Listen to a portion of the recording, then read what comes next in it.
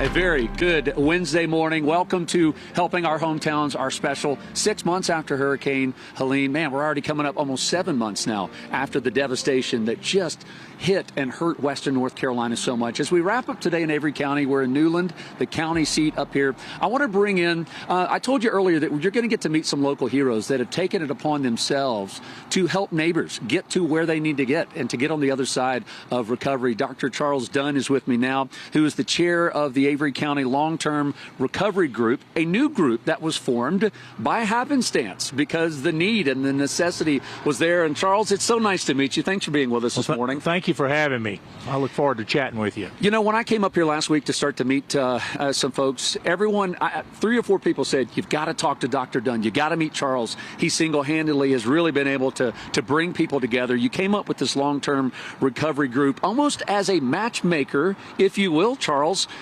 Tell me the process, why you felt like this group needed to be put together, birthed out of a need, I'm sure. Well, we had a big meeting up on Grandfather Mountain the end of November, and a group of us got together and formed the Avery County Long-Term Recovery Group.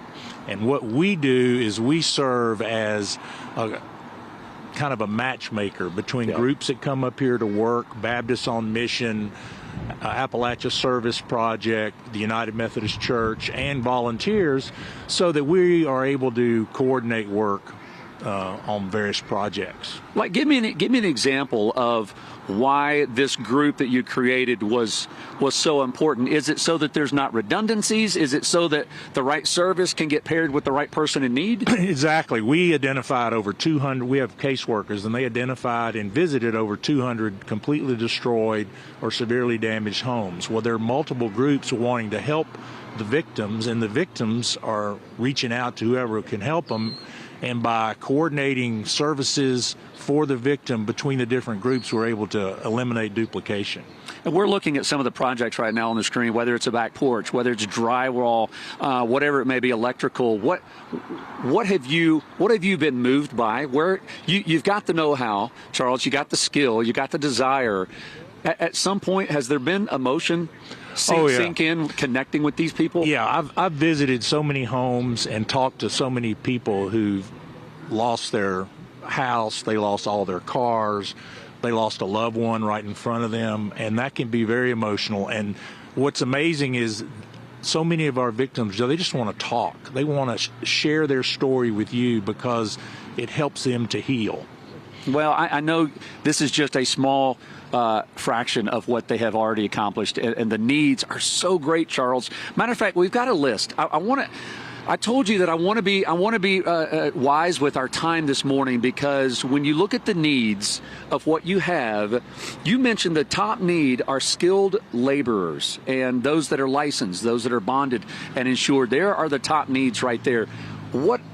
Give me an example. How do you fill those needs? Well, I mean, we have wonderful electricians and plumbers in this county, but they're overwhelmed. I talked to a business owner the other day, and she says, well, my electricians come by for 2 hours, and they've got 10 other jobs that they're trying to do. So it's taken us a lot longer to get jobs done because we don't have enough North Carolina licensed, bonded, and insured electricians in the county. And digging wells. We have so many wells that are contaminated.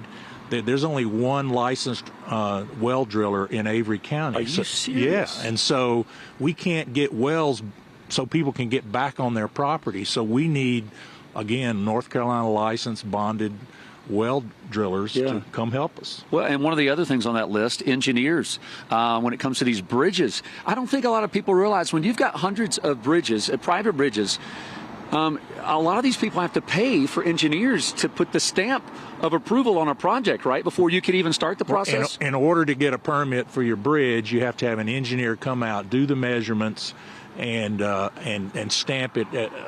The plan is approved for the county to give you a permit to begin building, and those can range. I mean, they can be really expensive. I mean, we're talking $15,000, $20,000. And that's per engineer coming out to give a stamp of approval before you get the permit. Also on that list was contractors. I know some engineers, can also be able to find contractors, but you're short on the contractors. Right. There's just not enough contractors in the county that build bridges that we can get people back to have access to their home. I mean, this winter we had problems where people couldn't get propane delivered to their house because the propane truck wouldn't go across a temporary bridge.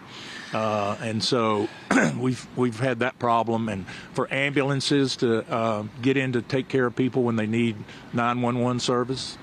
Charles, we could spend half an hour talking about these specific needs that you guys have and that you have at the Long-Term Recovery Group. I do want to mention on your website, which is Avery, LTRG.com.